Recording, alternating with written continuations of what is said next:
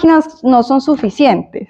Y como que el chisme va como que hacemos la máquina, hacemos el robot, proyectamos un montón de asuntos allí, pero nos queda faltando, o sea, para nosotros los humanos creamos la máquina y nos parece que les queda faltando algo, ¿no? Y el control y el deseo de control. Por eso empecé hablando de cibernética y de kibernetos. Pues porque en las máquinas hay un deseo ahí no resuelto entre que si es humano, que si tiene corazón el hombre hojalata, que si María tiene la mente de María o no es María, pero es una máquina, entonces déjese controlar. ¿Qué otros reconocen? ¿No más? Hablemos de Rachel. ¿Quién conoce a Rachel? Cuénteme el chisme. Lo que se acuerde. Ella es una creación de alguien en la película, de alguien que tiene poder de crear a los replicantes. Rachel, voy a señalarla, Rachel. Ella viene de una obra fundamental porque pone una frase que es divina y es al revés. ¿Qué sueñan los robots cuando sueñan? ¿Será que cuentan ovejas? ¿Los robots sueñan? Preguntas importantes que se hace ese libro de Philip Dick, ¿cierto? Esa. Entonces, luego la llevan al cine con Harrison Ford y esta hermosa mujer que olvidó su nombre, lo siento. Gracias.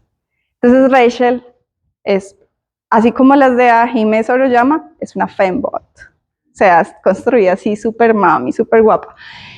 Y ya saben que cibernética tiene la misma trama, lo mismo en la ingeniería de sistemas que en el cine. La ciencia, la comunicación y el control de las máquinas por el humano. Pero entonces, así como en Mago de Oz, siempre le falta algo, el humano siempre se enreda con eso, le parece insuficiente, pero pues igual la quiere controlar, pero no se puede controlar. Bueno, no les voy a hacer spoiler, véanse Blade Runner, pero plantea cosas muy chéveres porque Philip ya empieza, pues no es el primero tampoco, pero dice, ve, ¿qué pasa si usted tuviera una conversación significativa con una máquina? ¿Qué pasa si usted siente satisfacción al conversar con una máquina? Y si usted tiene vacíos emocionales como un inspector, ¿qué le pasa a sus emociones si tiene una conversación significativa con una máquina?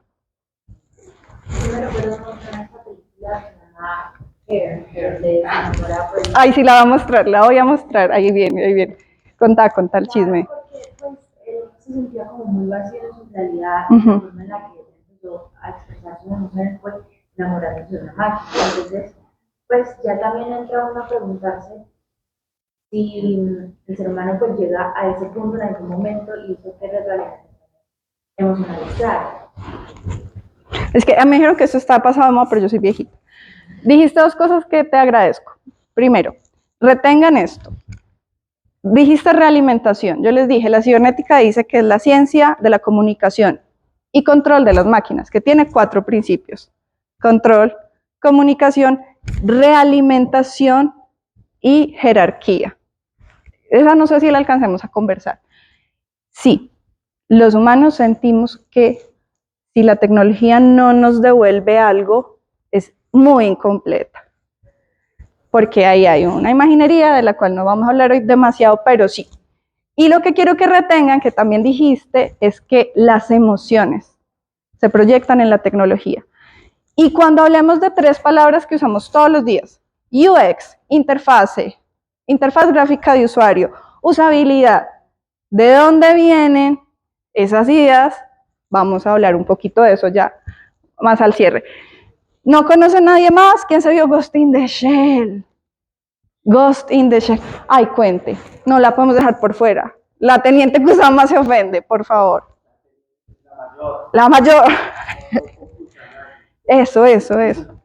Sí. No, en realidad, o sea, lo que plantea ahí es toda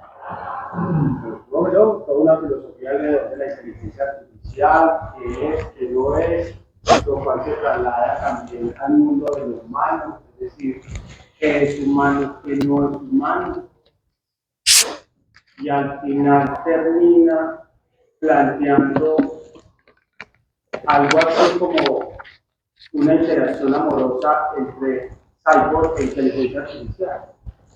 Sí, Relaciones afectivas. sí, sí. Además porque al cierre, pero sin hacer spoiler del todo, lo más interesante en ese planteamiento de ese intercambio, pues es que intercambian datos, ¿no? O sea, lo que va a suceder, mejor dicho, el clímax porno de esta película es un intercambio de datos, un protocolo de intercambio de datos, pero cinematográficamente muy interesante. En el manga, pues, es anterior a Matrix. Sí, claramente. Bueno, yo no voy a dejar de traer a Arca, porque es que ella quiere vivir en todos los mundos cyber posibles, cibernéticos, y entonces le hace un homenaje a la mayor. Y por aquí un Soroyama que no me puede faltar, la versión live motion de Ghost in the Shell, flojita, pero igual, es mi gusto personal.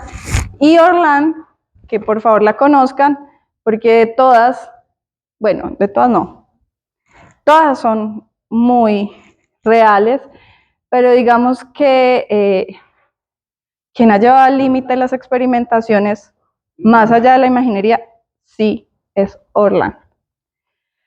Bueno, ¿quién ha hecho clic? Clic, clic, clic. Todos hacemos clic, clic, clic. Bueno, vamos a encontrar, para ir avanzando esto, ¿qué es eso hacer clic? ¿Por qué hacemos clic? Y tenemos que hablar entonces de un modelo, WIMP. Simplemente son siglas, lo vamos a contar así por encimita, pero pues son daticos para hablar de tecnología y de nuestra relación con ella. Yo amé esta foto, este sujeto me parece increíble. Y todo el teléfono negro de Peter Burns, que es uno de esos de el minimalismo, no se va nunca porque ese teléfono, a ver, cursor aparece. Ese teléfono negro, icono de diseño. De él se van a derivar un montón de ideas que heredamos cuando diseñamos tecnología, sobre todo la capa de usuario que hacemos los diseñadores cuando diseñamos interfaces. Bueno, en el 68 se presenta un prototipo de un computador que tiene una pantalla con gráficos y ay, yo lo amo, ¿sí lo ven? Era el mouse. Wow, era este dispositivo con 3 botones que y un periférico que permitía que la mano tuviera ese movimiento, la transferencia a un gráfico en pantalla que es lo que hoy conocemos como el puntero. Esa transferencia de movimiento y los botones pues se van a volver una metáfora de lo que todavía es tecnología, virtualidad y sobre todo hacer clic. No encontré, si alguien sabe, échenos el chisme, por qué le dijeron ratón. O sea, la morfología, pues sí, tiene algo de ratón, ¿no? Como, ahorita les pongo uno más, pero no me tomé la tarea juiciosa y a largo plazo lo haré, pero no lo hice para hoy, de en qué momento se volvió ratón. Ah, no, no lo tengo, listo, dejémoslo ahí. Pero el punto es que cuando surge este sistema en el 68, pues ahí no se piensa que va a ser tan exitoso, se quiere pues como que se use mucho, le llaman ratón al prototipo entonces de este periférico, pero lo importante es que en la pantalla va a empezar a aparecer más que líneas de comando, y eso va a significar a la larga algo que es muy cibernético. ¿Quiénes podían hablar con las máquinas antes de este modelo? Aquellos que hablaran lenguaje de máquinas, o sea, los programadores. Si usted sabía ejercer líneas de comando con un teclado, podía comunicarse con una máquina, pero no habían maneras de que una persona que no hablara el lenguaje de las máquinas, pues tuviera algún grado de comunicación y control. O sea, no había los principios de la cibernética para la interacción con un sistema. sea, nosotros las personas que no hablábamos un lenguaje de máquina, programadores, programadoras, no teníamos el chance de entrar a la cibernética. O sea, no era para nosotros. En el momento en que se inventan el ratón y la pantalla gráfica, o sea, con dibujitos, ya dejamos de depender de hablar el lenguaje máquina, o sea, de hablarle de tú a tú a la máquina, y ya le decimos, te domino con este ratón, y este puntero, y esta nana.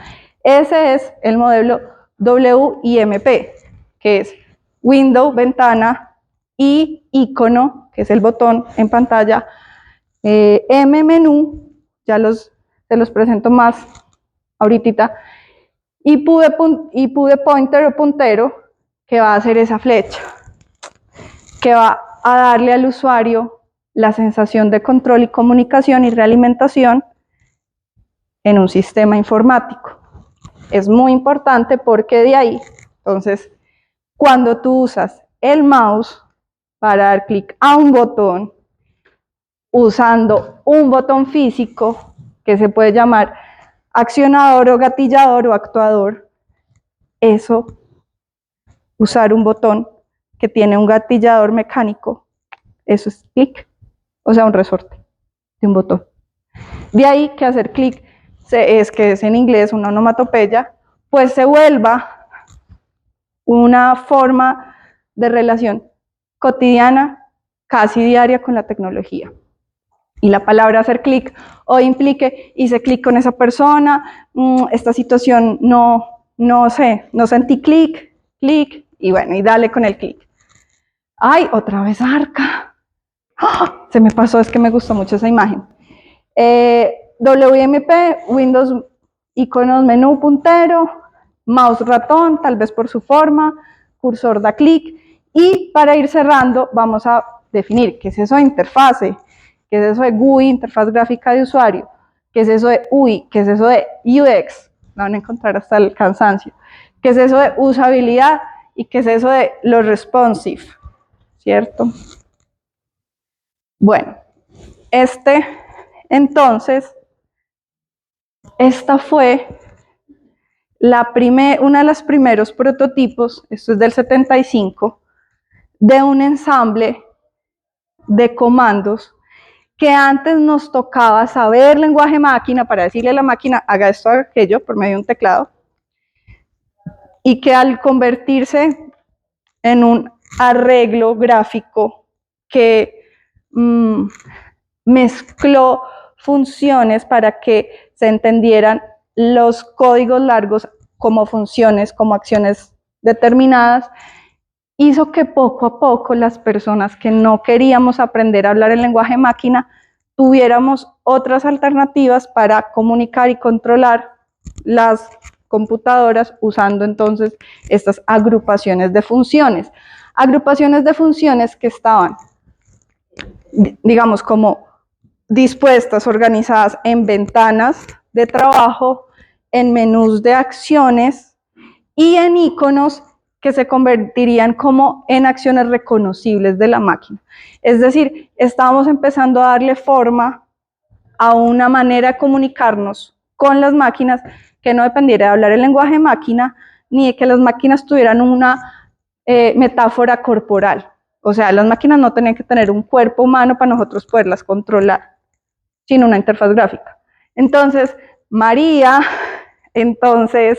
bueno, todas las formas cyborg basadas en el cuerpo humano, pues seguirán existiendo como una metáfora, porque nos gustan como metáforas, pero Xerox se inventa el WMP, o sea, un modelo alternativo que se llama interfaz, que es entre dos medios, pongo una cara visible y amable. Entonces, esa cara visible y amable, que luego está en todas partes, Windows 95, etcétera. ¿Cuántas interfaces tiene usted ahí en este momento? Cuéntelas. En este momento, ¿cuántas interfaces reposan con usted? Interfaces gráficas de usuario. El móvil tiene interfaz gráfica. Dígame. El móvil, el portátil, ¿qué otro? la tablet, el smartwatch. Si tiene uno de esos vapor que tiene pantallita, ¿qué más? Si tiene la bandita para salir a correr puesta hoy, si tiene las gafas de Google Lens y está grabando todo. Que sí, no pasa. Bueno, entonces las interfaces se van a volver lo más cotidiano, se va a volver la metáfora de la cibernética, o sea, la manera de controlar, comunicar y realimentar máquinas, serán las interfaces gráficas de usuario. Y en Her, que te dije que venía Her, no se iba a quedar por fuera, pues hacen una mezcla de una interfaz de voz, por comando de voz, con una interfaz gráfica de usuario, y la metáfora es la misma. Otra vez, el humano, vacío de sentido, con sus emociones movidas, bueno, pues termina enamorándose de la máquina. O sea, ni la interfaz gráfica de usuario se salvó de la imaginería. O sea, nada que hacer. Bueno, aquí vamos a ir cerrando con la idea que te agradecí y que les dije que retuvieran de las emociones. Todo este cambio tecnológico de hablar lenguaje máquinas, imaginarnos robot, pensar la inteligencia artificial, la ética, heredar un lenguaje griego de lo suyo un poco caduco, ¿cierto? Porque pues sociedad para no querer las mujeres, la griega, sí, eso sí lo tenía que decir. Llegamos a los 90, finales de los 90, principios del 2000, cuando Donald Norman, 2004, que es un diseñador que empieza haciendo objetos, lanza una pregunta toda particular. ¿Por qué nos gustan o no los objetos cotidianos? ¿Se han hecho esa pregunta? Hagámosla. ¿Por qué les gusta el objeto cotidiano que hoy escogieron para ponerse encima, llamémosle ropa? Comodidad. Textura. Bonito. ¿Por qué escogió los tenis que se puso hoy? Se hacía sentir bien porque iba para el gimnasio. ¿Por qué el buzo que escogió hoy? Porque es fan del Atlético Nacional. Yo qué, el verde. Bueno, el diseño emocional de Donald Norman va a decir, hey, gente que crea tecnología y objetos cotidianos. Fíjese usted que los humanos no somos esos seres racionales que la cibernética ha propuesto. Ni las máquinas las controlamos mediante cibernetos, griego, que va en una dirección. Somos más bien como tenemos una tendencia a crear narrativas, a enamorarnos de los objetos, a enojarnos con ellos, a tratarlos como desperdicio o a darles un lugar sagrado. O sea, proyectamos todas las relaciones posibles, se las proyectamos a los objetos y a la tecnología. Entonces, ¿por qué cuando usted diseña no considera pensar en las emociones del que usa sus objetos y sobre todo, ¿por qué no piensa con un poquito de empatía cuando diseña? Y de ahí que va a surgir, no él exactamente, pero él está en una corriente que se llama el pensamiento de diseño, el design thinking, que le dice al hacedor de objetos o de tecnología, piense con un poquito de empatía a la hora de proyectar sus objetos y la tecnología. Y esa idea de la empatía, del design thinking, del diseño emocional,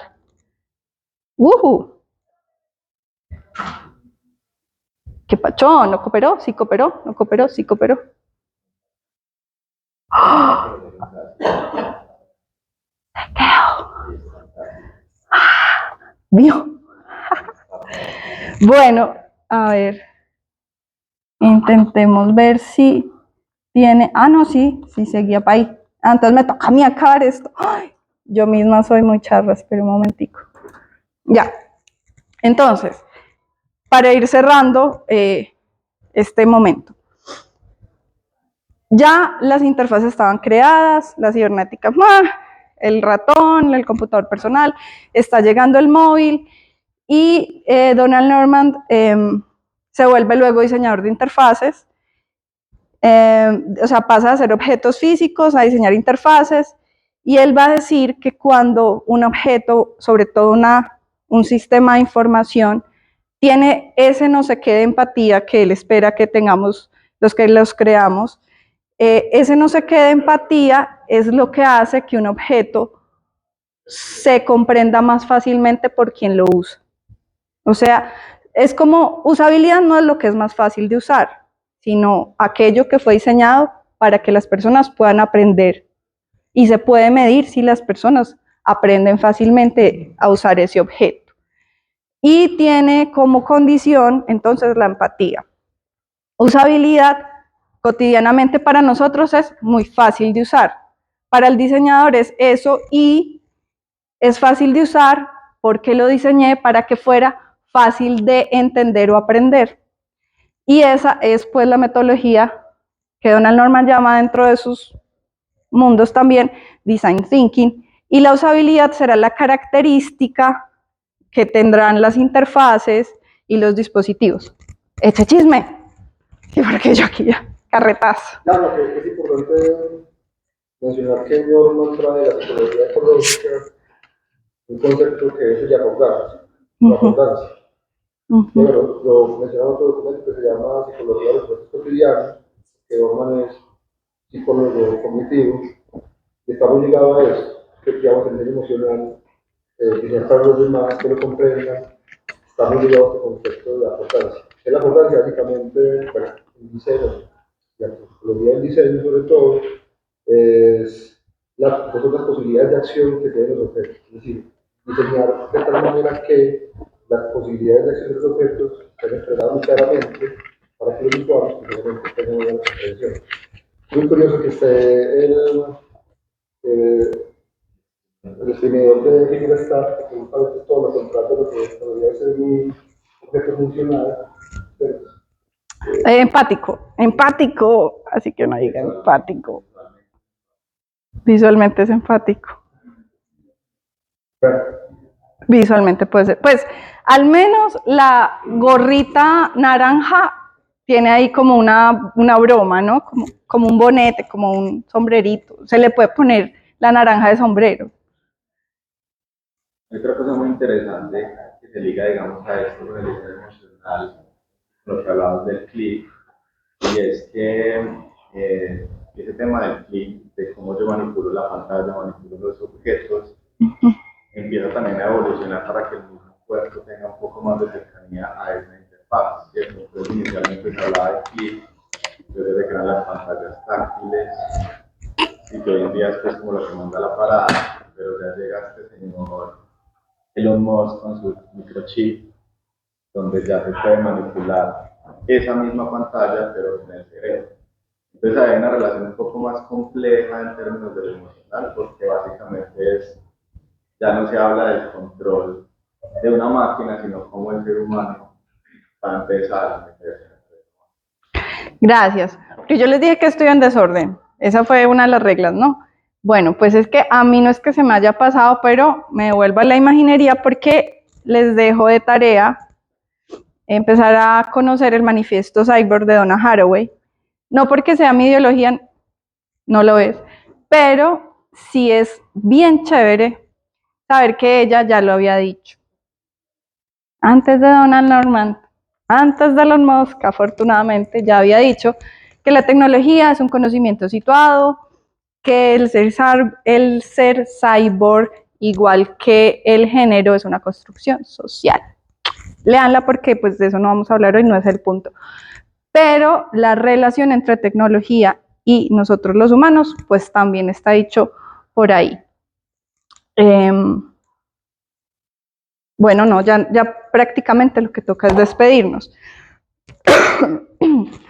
Todos conocen qué es la realidad virtual, o cómo les gustaría a los que la conocen que los demás sepan qué es realidad virtual. Realidad virtual. El avatar. Es el manejo de las imágenes y de los videos a los que tienen pantalla personalizada. Eso genera una sensación de 3D, de movimiento, de desplazamiento, de velocidad. Y son varias magnitudes medidas en un mismo video, en una misma aplicación. Esta mediada es por un dispositivo que se sería. ¿Qué es lo? Ese lugar de ver, lugar donde veo. Sí, está muy asociado a la vista. ¿Alguien más quiere el avatar? Básicamente las realidades virtuales es donde yo me coloco en otro espacio que está mediado por lo digital. Entonces yo me represento en esa realidad virtual a través de un avatar, un videojuego, en una plataforma digital. Gracias. Me gusta mucho que ambos ponen unas palabras importantes aquí. El yo virtual, el avatar, el yo que soy cuando soy avatar, las magnitudes que importan porque ese yo tiene una experiencia concreta, sucede, ¿no? Sucede porque siento que ese avatar corre o me parece percibir que baila o que se encuentra con otro avatar y tienen una conversación.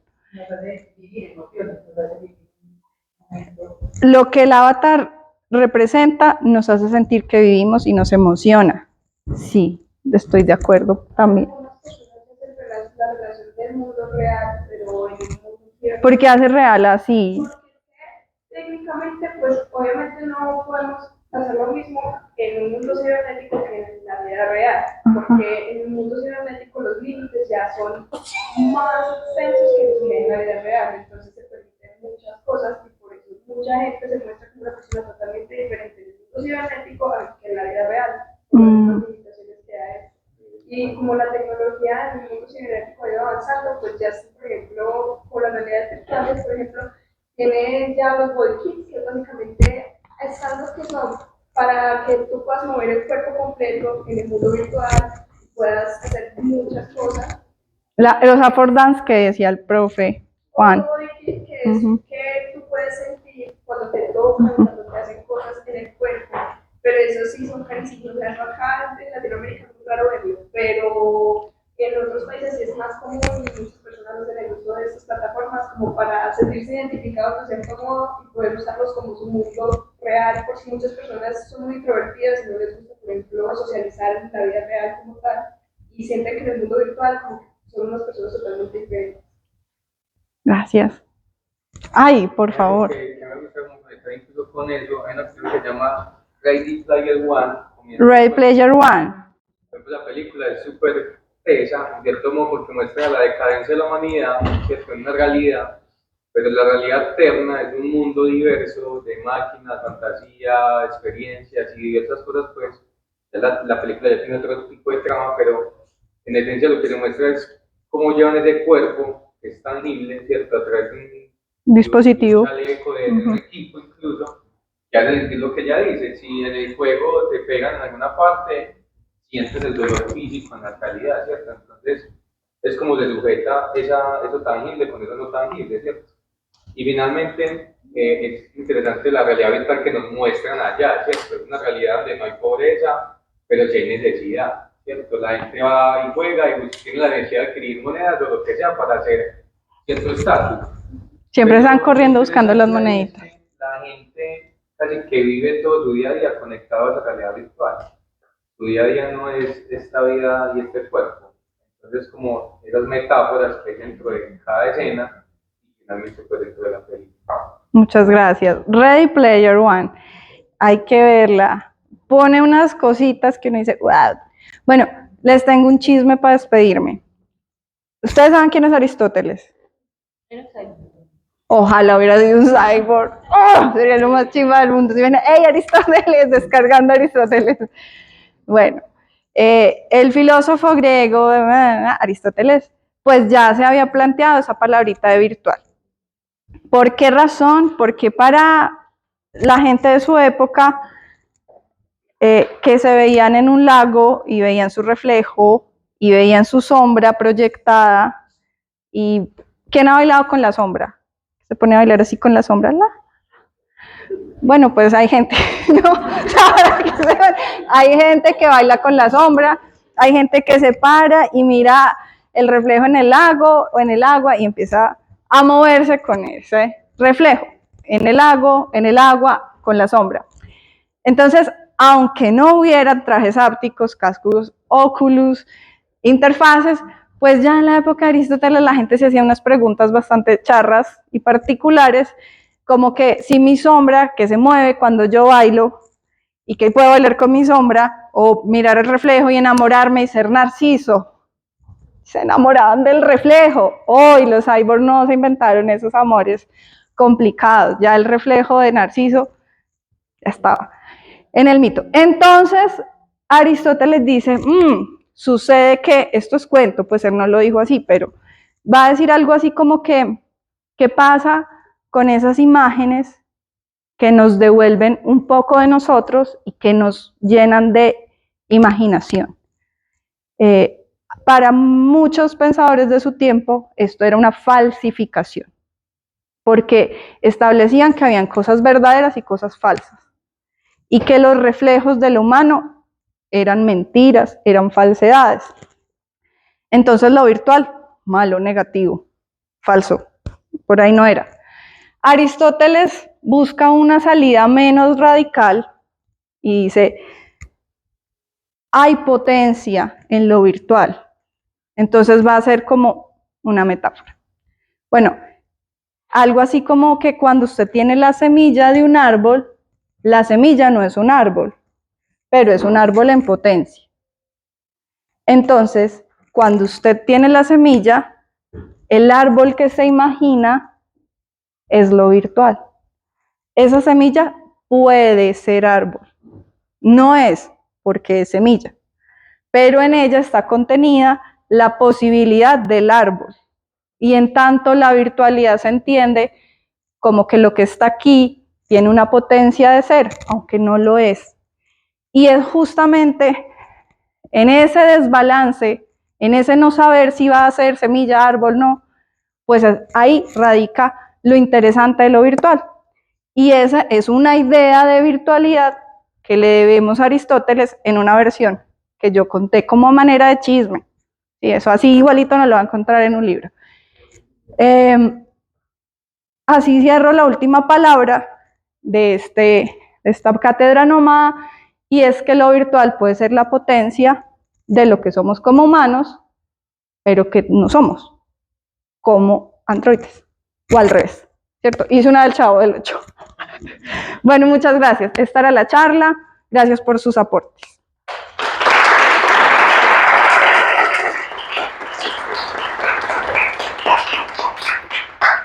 Comentarios, preguntas, para terminar. Gracias. Gracias.